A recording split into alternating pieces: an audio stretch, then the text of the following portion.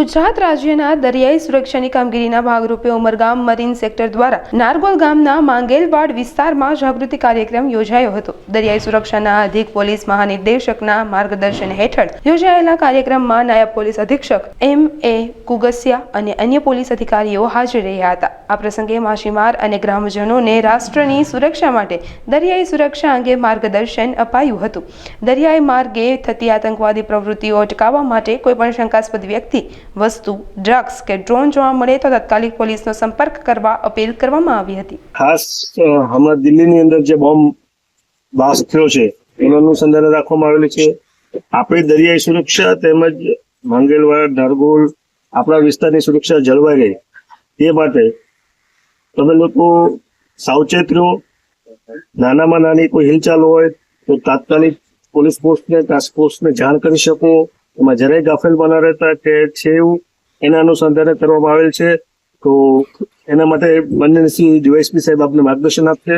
ગુજરાત રાજ્યના દરિયાઈ સુરક્ષાની અતિ સંવેદનશીલ જવાબદારી સંભાળતા મહેરબાન એડીજીપી શ્રી ATS અને કોસ્ટલ સિક્યુરિટી, મહેરબાન IGP શ્રી કોસ્ટલ સિક્યુરિટી અને મહેરબાન મરીન સેક્ટર કમાન્ડર અને SP શ્રી હજીરા સુરત નાઓના માર્ગદર્શન અને નેતૃત્વ હેઠળ ગુજરાત રાજ્યના દરિયાકાંઠાની મરીન ટાસ્ક ફોર્સની જવાબદારી અને ફરજો અંગેની કામગીરી ચાલી રહી છે। જે અંતર્ગત હાલમાં દરિયાકાંઠાના ગામોમાં લોકોની જાગૃતતા, માછીમારોની જાગૃતતા લાવવા અને કોઈ પણ અનિચ્છનીય બનાવ ન બને અને દરિયાકાંઠો આપણો વધુ સારો રહે અને દરિયાકાંઠેથી કોઈ ગેરકાયદેસર પ્રવૃત્તિ ચાલતી હોય, દારૂ, જુગાર, ગાંજો, કોકીન, હેરોઇન અથવા અન્ય કોઈ પણ ગેરકાયદેસર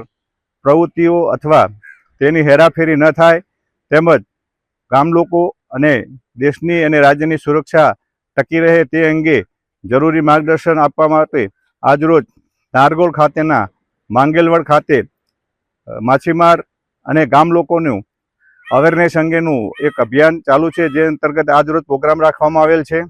જે અંગે આ લોકોને, ગામ લોકોને અને માછીમાર ભાઈઓને તમામ બાબતોથી સુરક્ષાની દ્રષ્ટિએ અને દરિયાઈ સુરક્ષા અને આપણી સીમા સુરક્ષા અને જમીન માર્ગ અંગેની સુરક્ષા અંગેથી વાકેફ કરવામાં આવેલ છે।